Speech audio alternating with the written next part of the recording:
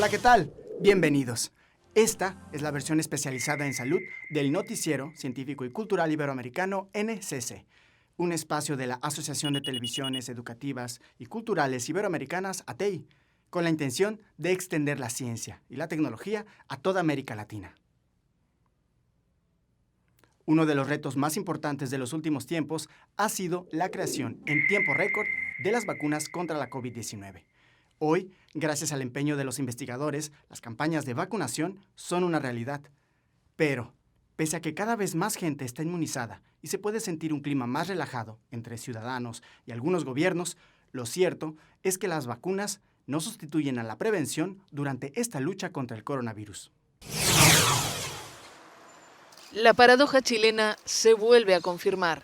Pese a ser uno de los países con más habitantes vacunados, Chile registró este lunes 101 muertos por coronavirus y superó la barrera de los 7.000 contagios por quinto día consecutivo, en medio de una fuerte arremetida de la pandemia.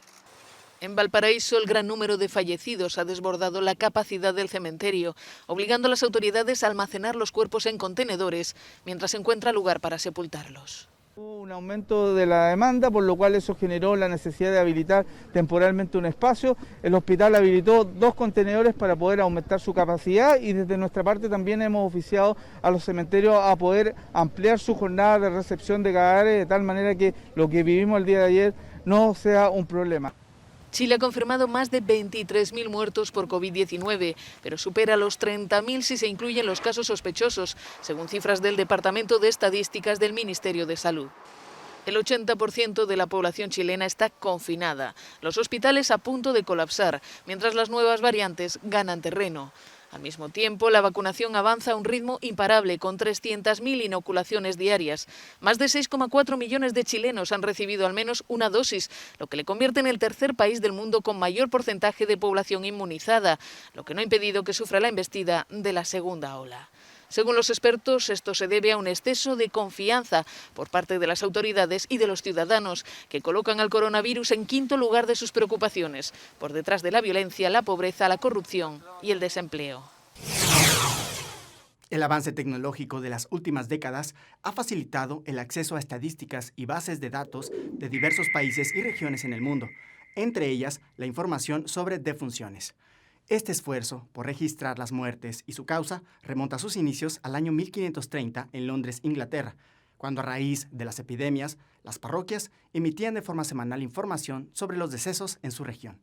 Actualmente, esta información ha adquirido un nuevo interés de la sociedad, pues la COVID-19 es la principal causa de muerte de algunos países.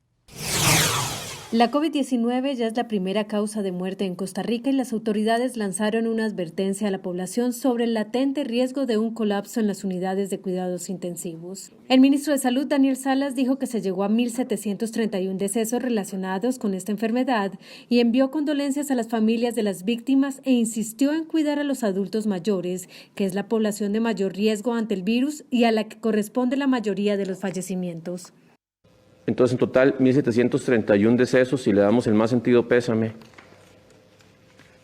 Nuestro deseo que hubiera sido diferente esta historia para todas las familias, para todos los allegados de cada uno de los fallecidos por COVID-19 y que lamentablemente se van a sumar más.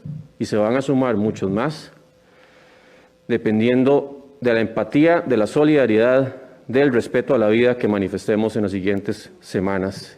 Costa Rica, país de 5 millones de habitantes, detectó el primer caso de COVID-19 el 6 de marzo pasado y desde entonces acumula 140.172 contagiados.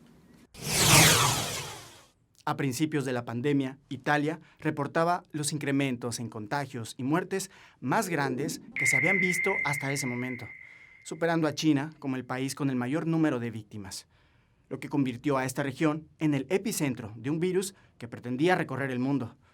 A un año de este episodio, sus habitantes reconocen que el miedo se ha transformado en apoyo en el país que nos enseñó que las medidas de sanidad deben implementarse con claridad y cumplimiento estricto.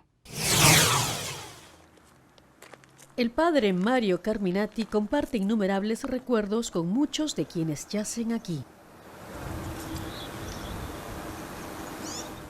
Este era miembro de la parroquia que yo dirigía. Casi todos los que están enterrados en esta sección del cementerio murieron de COVID. Es la primera vez que el padre Mario viene aquí desde que la pandemia asoló la región. Es como retroceder meses, como revivir los momentos con aquellos que ya no están aquí. Estas desgarradoras imágenes dieron la vuelta al mundo. Camiones militares cargados de ataúdes. A comienzos de marzo, los cuerpos de los fallecidos fueron llevados a otras ciudades en Italia. Los crematorios estaban desbordados, mientras Bérgamo era el epicentro de la pandemia en Europa. La pintoresca ciudad se convirtió en un campo de muerte. El interrogante de si esta tragedia pudo haberse evitado sigue sin respuesta. Muchos acusan al gobierno local y al regional de haber impuesto los cierres demasiado tarde. El alcalde de Bérgamo rechazó nuestra petición de entrevista. Esta fue la primera línea de batalla contra la COVID. Son imágenes de marzo de 2020, cuando médicos y enfermeras fueron sorprendidos. Toda la gente con quien hablamos aquí comparaba la situación con una guerra. Recuerdo que una noche, a eso de las 8, estaba buscando bolsas para cadáveres porque se habían agotado todas las bolsas por la gente que estaba muriendo. Momentos como ese son ya cosa del pasado, nos dice el doctor Sergio Angeretti. La pandemia aún no ha terminado, pero ahora él y su equipo tienen esperanzas, dado el avance de la vacunación y por todo lo aprendido. Volverán a registrarse olas de contagios, porque hay nuevas mutaciones del virus. La ventaja es que ahora sabemos más. Sabemos más sobre el enemigo. Han implementado procedimientos médicos y aprendido a lidiar con la situación. El doctor Angeretti lleva un diario. Dice que es como una terapia. Sus relatos sobre aquellas dramáticas jornadas fueron impresos en un periódico local y conmovieron a muchos lectores, incluso el Papa, quien lo invitó al Vaticano. Las imágenes de los camiones que salían de la ciudad cargados de cuerpos pronto se convirtieron en el ícono de una tragedia que conmocionó a Italia y toda Europa. Antes de su partida, el padre Carminati solía dar la última bendición a los fallecidos. El padre acompañaba a los seres queridos que estaban confinados en casa, haciendo sonar las campanas para avisar cada vez que los camiones partían cargados de muertos. Le dije a mis sacerdotes que al finalizar la pandemia deberíamos ser capaces de mirarnos al espejo. Debemos ser pastores y no huir cuando nuestro rebaño tiene problemas y sufre. Un año más tarde siente que el miedo se ha transformado en un sentimiento de solidaridad. Pero superar el trauma colectivo llevará tiempo, no solo aquí en la iglesia, sino en toda la región. El nuevo virus sigue esparciéndose por todo el mundo pese a las restricciones de algunos países. Algunas regiones que dependen del turismo no están dispuestas a tomar medidas muy estrictas que signifiquen afectaciones graves a su economía. En México, la Secretaría de Salud analiza medidas que ayuden a incentivar la industria turística luego de que Canadá anunciara la cancelación de los vuelos a este territorio del continente americano, que junto a las Bahamas y Haití no presentan limitaciones a sus habitantes. La pandemia de COVID-19 no interrumpe el disfrute de los visitantes del Caribe mexicano. A diferencia de otros países, México no ha restringido el turismo y fue el tercero del mundo más visitado en 2020. En destinos como Cancún, la vital industria hotelera incluso ofrece rebajas para pasar la cuarentena si los huéspedes resultan infectados. Ya estamos sin cubrebocas. De todas maneras, yo pienso de que tener pues al menos el distanciamiento entre las personas nos hace pues como responsables a cada uno de ellos, ¿cierto? Además, entre fiestas clandestinas y discotecas libres de tapabocas, Tulum apunta a convertirse en uno de los mayores referentes de festivales de música electrónica en México. A finales de 2020 se realizaron encuentros de música y arte, en algunos casos con más de 1,000 asistentes. Tras medio centenar de contagios durante el Festival Art With Me de noviembre, en el que participaron hasta autoridades, se aplazó el Sama Festival, un evento de música electrónica entre diciembre y enero que se reprogramó para abril.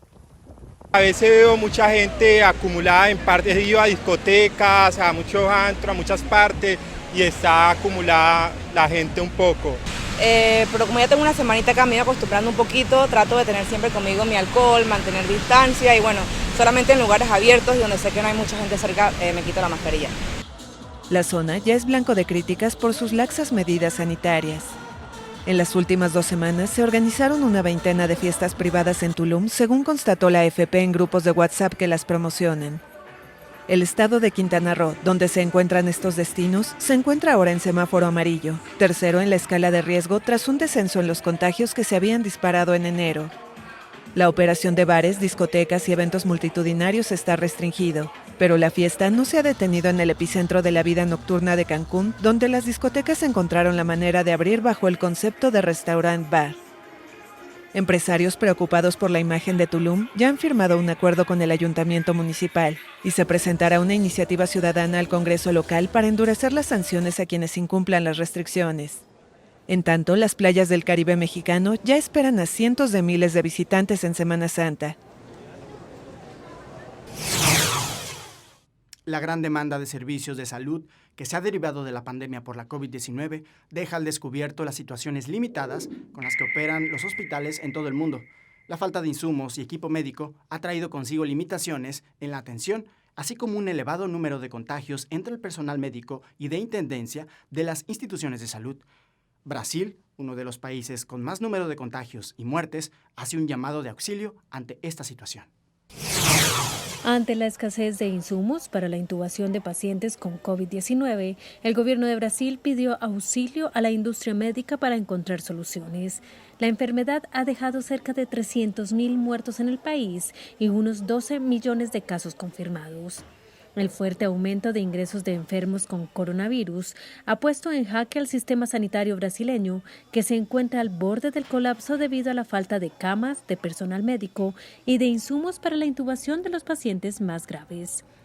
Ante el agravamiento de la situación, el ejecutivo del presidente Jair Bolsonaro se reunió con representantes de la industria médica para evitar el desabastecimiento en los hospitales en momentos en los que el país suma récords diarios de casos y muertes por COVID-19. Brasil se ha convertido en el segundo país del mundo con más decesos en números absolutos, tan solo por detrás de Estados Unidos. Las vacunas previenen enfermedades o sus agravantes.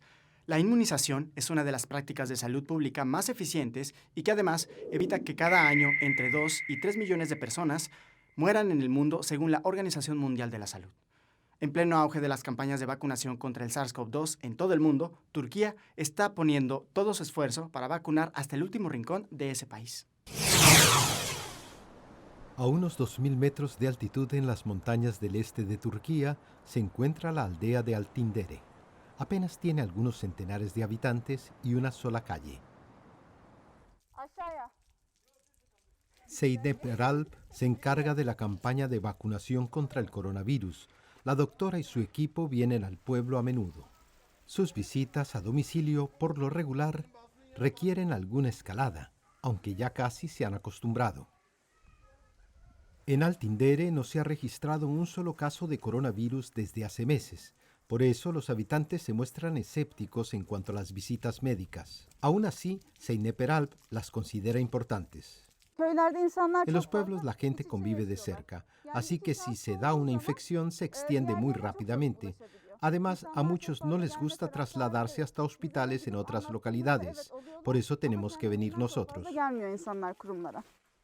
Ali Keser está recibiendo la segunda dosis de la vacuna. Cuando el equipo médico lo visitó por primera vez, hace unas semanas, casi los echó de su casa. Al principio tenía miedo. En la aldea algunos decían que los médicos vienen a matar a las personas mayores, que los ancianos se están muriendo debido a las vacunas.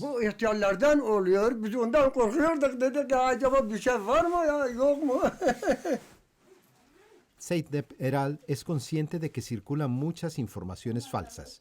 Ella y su equipo les cuentan a los pacientes que ellos mismos se han vacunado, también sus abuelos. Un argumento que no convence a todos, pero sí a Ali Keser. Apenas lo he sentido, no me ha dolido nada, menos que una picadura de abeja. Turquía es un país muy grande y con esta campaña de vacunación el gobierno pretende mostrar que cuida de toda su población, incluso en las áreas más remotas como esta. No obstante, algunos critican que la campaña de vacunación no está yendo tan bien como lo pintan las autoridades. Hace poco el gobierno turco relajó las estrictas medidas contra el coronavirus. Los restaurantes abrieron de nuevo y la gente empezó a salir, también en ciudades de riesgo como Estambul. Se suponía que la rápida campaña de vacunación permitiría la reapertura, aunque parece que los esfuerzos empiezan a flaquear. En un principio el gobierno prometió que en mayo habría vacunado ya el 60% de la población. Ahora dice que será en otoño. Sepnem Korur Fincanci, de la Asociación Turca de Médicos, cree que incluso más tarde.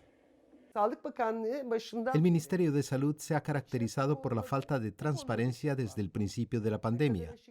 La población turca no ha sido informada sobre cuántas dosis de vacunas recibirán y cuándo.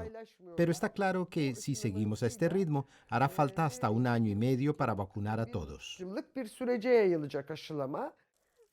En Altindere, Zeynep Eral y su equipo administran las últimas vacunas del día. El camino de regreso al auto se convierte en una nueva aventura. Son responsables de vacunar a 20 pueblos y mientras haya dosis disponibles, no les faltará el trabajo. Las vacunas más conocidas usadas contra el coronavirus son las de Pfizer, Moderna y AstraZeneca. No obstante, hay otras instancias que han creado su propia versión para la inoculación, las cuales han logrado gran aceptación entre demás países, como la Sputnik V, desarrollada por Rusia, o la Sinovac de China. Esta última está siendo usada en cada vez más países gracias a su alto grado de efectividad.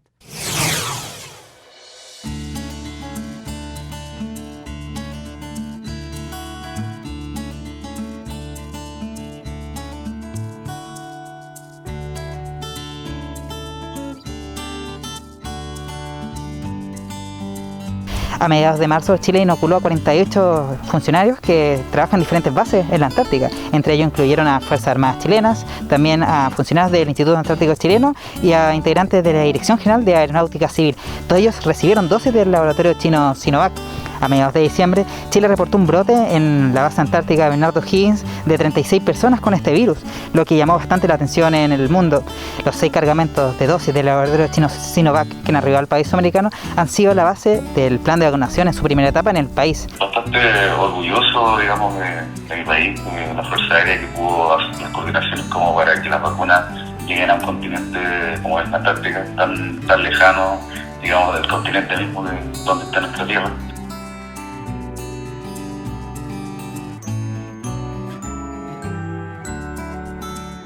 Para nosotros es un agradecimiento enorme el tener la vacuna china.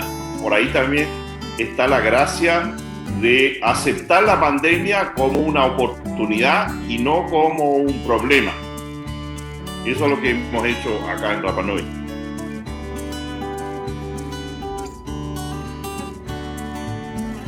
Então, eu me senti um estado de euforia, de estar protegida mesmo. E assim, com certeza, eu me senti segura e continuo lá na luta para que vacine a população indígena de todo o Brasil. É o único meio da gente vencer essa doença.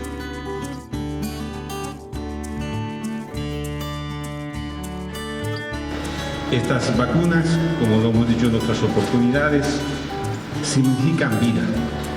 Y en esta oportunidad es importante resaltar el apoyo, la colaboración de la República Popular de China en ayudarnos a viabilizar la adquisición.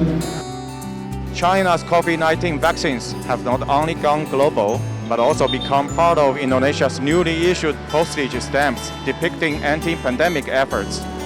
One of the stamps features the moment when Indonesian President Joko Widodo received the first Chinese vaccine shot. Indonesia issues the stamps to mark the country's start of mass vaccination campaign with the aid of Chinese vaccines. There is no reason for any country to say no if China wants to supply, especially as global public goods, freely or very low cost It is a human progress in saving this earth. Es de esta manera que China nos demuestra su verdadero compromiso de hacer de la vacuna un bien público global para que de esta manera conjuntamente podamos superar esta crisis.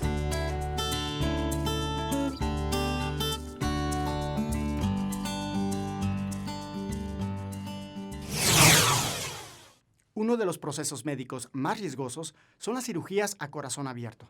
Consisten en intervenciones quirúrgicas en válvulas o arterias que se conectan directo al corazón. El término significa que durante la práctica, el paciente está conectado a una máquina de derivación cardiopulmonar que realiza el trabajo de corazón y pulmones mientras su corazón se detiene para permitir la cirugía. Pero, ¿qué pasa si mientras se realiza esta práctica el recinto de salud es atacado por un incendio al mismo tiempo? Esto pasó en Rusia y así lo resolvieron. Cirugía en medio de un incendio. Un equipo de médicos completó con éxito una operación a corazón abierto en un hospital ruso mientras los bomberos combatían el fuego. Unos 60 pacientes fueron evacuados y la electricidad para el quirófano se proporcionó con un cable separado. Instalamos ventiladores eléctricos especiales para bomberos para evacuar el humo del primer piso y del quirófano.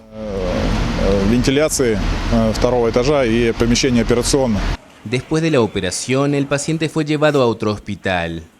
Las autoridades locales se comprometieron a premiar a los médicos que continuaron con la cirugía y a los bomberos que extinguieron el incendio, que se controló sin víctimas.